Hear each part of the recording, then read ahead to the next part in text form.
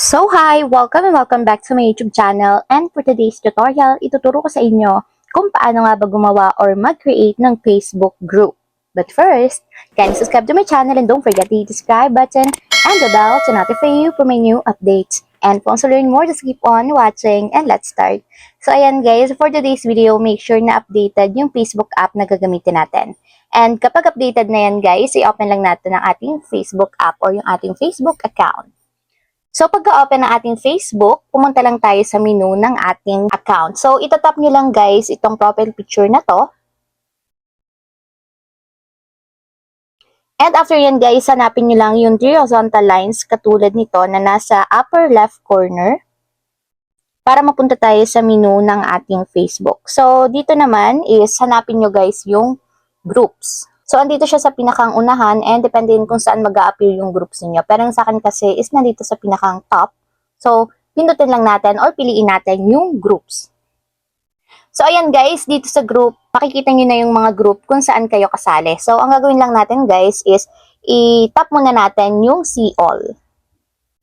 And pagka-tap ng See All, dito lalabas na lahat ng group kung saan kayo kasali. And kung mapapansin nyo, meron dito sa taas na Create a Group. So, ito nga yung pipiliin natin or pipindutin natin para makapag-create tayo ng sarili nating Facebook group. So, tap lang natin to guys. And after yan guys, may magpa-pop up na option. So, piliin nyo lang ulit dito is yung Create a Group.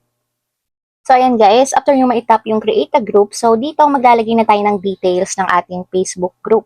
So, maglagay kayo guys ng name ng inyong group.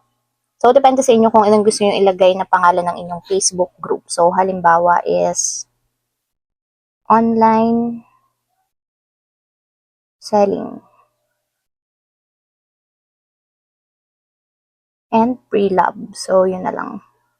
Sample lang to guys.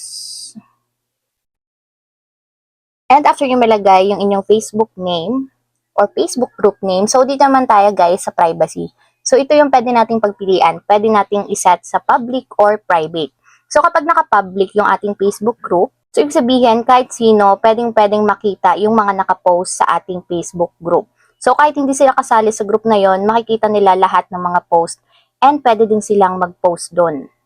And kapag pinili naman natin yung private guys, lahat lang ng member ang makakakita ng mga posts na nilalagay doon sa inyong Facebook group. So, kumbaga, kung hindi kayo member, hindi kayo makaka-access sa Facebook group na yon. So, nasa sa inyo na yan kung saan nyo gustong iset yung privacy ng inyong Facebook group.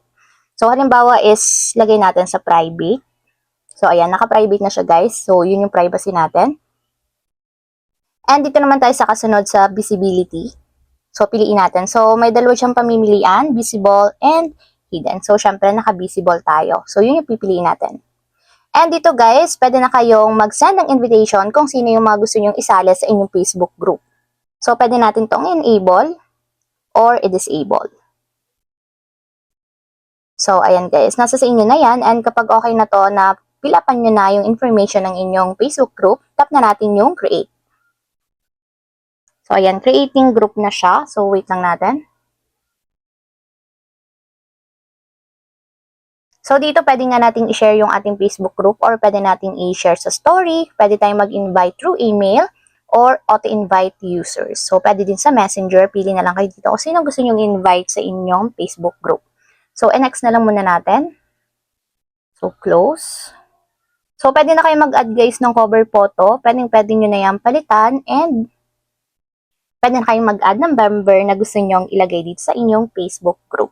So, ayun lang guys. Ganun lang kasimple kung paano nga ba mag-create ng Facebook group. If you have a question, kindly comment down below and don't forget to hit the subscribe button and the bell to notify you for my new updates. And thank you for watching!